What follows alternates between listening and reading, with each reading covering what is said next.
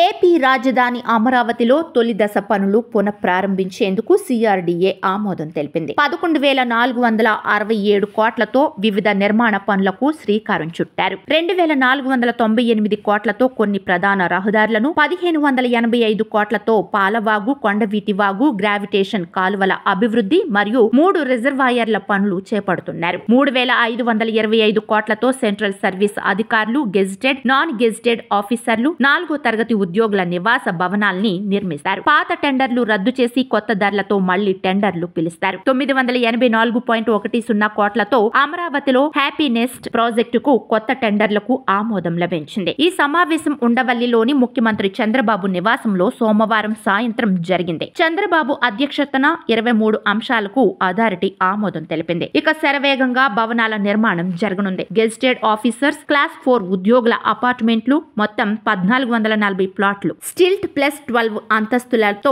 14 టవర్లు, non gazetted ఆఫీసర్ల కోసం మొత్తం 1140 ఫ్లాట్ల అపార్ట్మెంట్స్, స్టిల్ట్ ప్లస్ 12 అంతస్తులతో 12 టవర్లు. ఇక్కడే ఇతర నిర్మాణాల కోసం 855 ప్లాట్లతో స్టిల్ట్ ప్లస్ 12 విధానంలో 9 టవర్లు, సెంట్రల్ అధికారుల కోసం 115 బంగ్లాలు, G+1 విధానంలో మొత్తం 5, 28, 125 చదరపు అడుగుల ప్రాంతంలో భవనాలు. తొలి విడతలో మొత్తం 8,496 ఎకరాల లేఅవుట్ల అభివృద్ధికి టెండర్లు పిలుస్తారు. రాజధానికి భూములిచ్చిన రైతుల స్థలాల లేఅవుట్లను సిఆర్డీఏ కొన్ని జోన్లుగా విభజించి మౌలిక వసతుల అభివృద్ధికి ఆమోదం తెలిపింది. అంతర్జాతీయ ప్రమాణాలతో అంతర్గత రహదారులు, మౌలిక వసతుల అభివృద్ధి, మంచినీరు, వరద నీరు, మురుగునీటి పారుదల, విద్యుత్, ఐటీసీ కేబుళ్లకు డక్టులు, ప్రతి రోడ్ వెంబడి వాకింగ్, సైక్లింగ్ ట్రాక్లకు అథారిటీ ఆమోదం తెలిపింది. ప్రపంచ బ్యాంక్, ఏడీబీ ఇచ్చే నిధులతో అమరావతిలో 3 ప్యాకేజీలుగా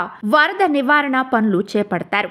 N18 రోడ్లు, N15, E6, E8, N11 రోడ్ల పనులు చేపట్టేందుకు ఆమోదం లభించింది. అమరావతి ప్రధాన మౌలిక వసతులు, వరద నీటి యాజమాన్యం, గ్రీనరీ పనులకు ప్రాజెక్ట్ మేనేజ్మెంట్ కన్సల్టెంట్ నియామకానికి ఆమోదం తెలిపింది. అమరావతిలో మొత్తం 16 ప్రధాన రహదారులు తూర్పు నుంచి పడమరకు నిర్మిస్తుండగా వాటిల్లో మెజారిటీ రోడ్లను చెన్నై, కోల్కతా నేషనల్ హైవేతో అనుసంధానిస్తామని, E5, E7, E11, E16 survey చేయించామని, వాటిల్లో వీలున్న 3 రహదారుల్ని జాతీయ రహదారితో కలపటానికి గుర్తించామని, 25 ఎకరాల అటవీ భూమి కోసం అనుమతి కోరామని, కరకట్ట రహదారిని 4 వరుసలుగా డిజైన్ చేస్తున్నామని, వచ్చే అథారిటీ మీటింగ్ లో అనుమతులు తీసుకుని టెండర్లు పిలుస్తామని పురపాలక శాఖ మంత్రి పి. నారాయణ విలేకరులకు తెలిపారు.